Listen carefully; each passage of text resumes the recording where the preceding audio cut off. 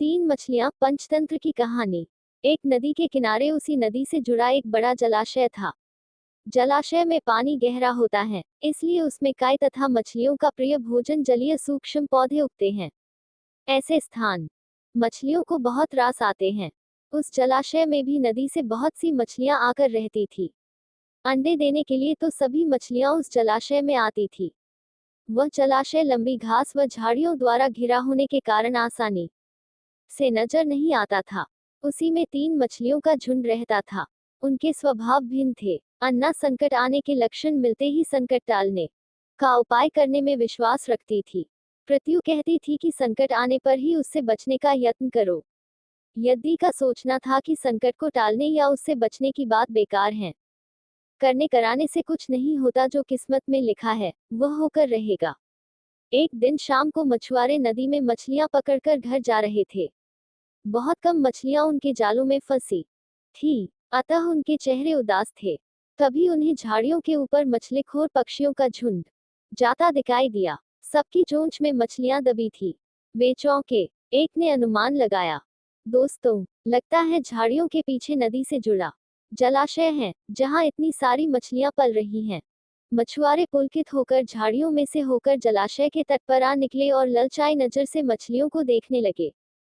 एक मछुआरा बोला, आहा, इस जलाशय में तो मछलियां भरी पड़ी हैं। आज तक हमें इसका पता ही नहीं लगा।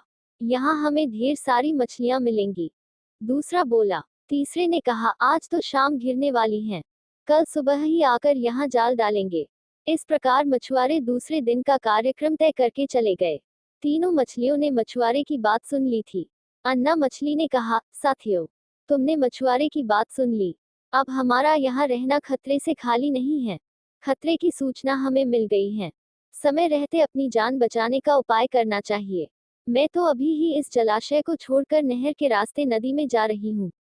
उसके बाद मछुआरे सुबह आए, जाल फेंके मेरी बला से। तब तक मैं तो बहुत दूर अटखेलियां कर रही होऊंगी। प्रत्यु मछली बोली, तुम्हें जाना है तो जाओ, मैं तो नहीं आ रही। अभी खतरा आया कहाँ है, जो इतना घबराने की जरूरत है। हो सकता है संकट आए ही न। उन मछुआरों का यहाँ आने का कार्यक्रम रद्द हो सकता है। हो सकता है रात को उनके जाल चूहे कुतर जाएं। हो सकता है उनकी बस्ती में आग लग जाए। भूचाल आकर उनके गांव को नष्ट कर सकता है, या रात को मूसलाधार वर्षा आ सकती है और बाद में उनका गांव बह सकता है। इसलिए उनका आना निश्चित नहीं है। जब वह आएंगे तब की तब सोचेंगे। हो सकता है मैं उनके जाल में ही न फंसूं। यद्दी ने अपनी भाग्यवादी बात कही, भागने से कुछ नहीं होने का। मछुआरों को आना है तो वह आएंगे। हमें जाल में फंसना है तो हम फंसेंगे। किस्मत में मरना ही लिखा है, तो क्या किया जा सकता है। इस प्रकार अन्ना तो उसी समय वहां से चली गई। प्रत्यु और यद्दी जलाशय में ही रही। भोर हुई तो मछुआरे अपने जाल को लेकर आए और लगे जलाशय में जाल फेंकने और मछलियां पकड़ने।